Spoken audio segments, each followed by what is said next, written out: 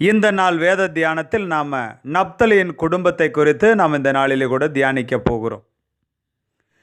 கடந்த தியானங்களிலே அநேக குடும்பங்களை குறித்து நாம் தியானித்து கொண்டே வருகிறோம். இந்த குடும்பங்களை எல்லாம் நீங்கள் ஒவ்வொரு நாளும் கேட்டு வருகிறீர்கள் என்று சொல்லி நான் ஆழமாய் விசுவாசிக்கிறேன். இந்த குடும்பங்களை குறித்து நாம் கேட்குற வேளையில் நமக்கும் இதுபோல அதிகமாய் வேதத்தை வாசிக்க வேண்டும், குடும்பங்களை அறிந்து கொள்ள வேண்டும் என்கிறதான ஆர்வம் உங்களுக்குள்ளே உண்டாகிறது என்பதை நான் விசுவாசிக்கிறேன். பிரியமான கர்த்தருடைய பிள்ளைகளே, யாக்கோப்பின் பிள்ளைகளுடைய ஒவ்வொரு குடும்பத்தை குறித்து நாம் இந்த நாளிலே தியானித்து கொண்டு வருகிறோம். அதிலே இந்த நாளிலே கூட யாக்கோப்பிற்கும் ராகேலின் வேலைக்காரி பில்காலுக்கும் பிறந்த பிள்ளைகளை குறித்து ஆதியாகமத்தின் புஸ்தகம் 30ஆம் அதிகாரம் 7வது வசனம் முதல் 8வது வசனம் வரையிலும் 35ஆம் அதிகாரம் 25வது வசனத்திலும் நப்தலியை குறித்து எழுதப்பட்டிருக்கிறது. இவர்களுக்கு பிறந்த முதலாவது குமாரன் தான் என்று சொல்லி பார்க்கிறோம். இந்த தானை குறித்து ஆதியாகமத்தின் புஸ்தகம் 35ஆம் அதிகாரம் 25வது வசனத்திலும் 49ஆம் அதிகாரம் 16வது வசனம் முதல் 17வது வசனத்து வரையிலும் அதில் 21வது வசனத்திலும் இருக்கிறது. உபாகம் 33ஆம் அதிகாரம் 22வது வசனத்திலும் தானை குறித்து எழுதப்பட்டிருக்கிறது. இரண்டாவதாக நப்தலி என்று சொல்லி பார்க்கிறோம்.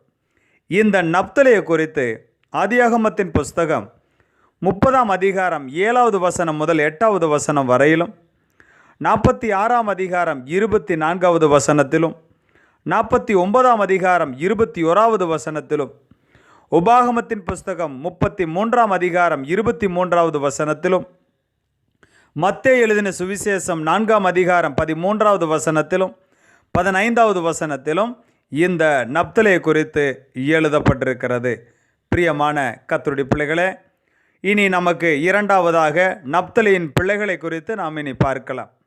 ஆதியாகமத்தின் புஸ்தகம் 46ஆம் அதிகாரம் 24வது வசனத்திலே நப்தலியின் பிள்ளைகளை குறித்து எழுதப்பட்டிருக்கிறது. முதலாவதாக யத்சியேல் என்று எழுதியிருக்கிறது. இந்த யத்சியேலை குறித்து என்னாகமத்தின் புஸ்தகம் 26ஆம் அதிகாரம் 48வது வசனம் முதல் 49வது வசனம் வரையிலும் எழுதப்பட்டிருக்கிறது. இரண்டாவதாக கூனி என்று எழுதப்பட்டிருக்கிறது. மூன்றாவதாக எத்சேர் என்று எழுதியிருக்கிறது.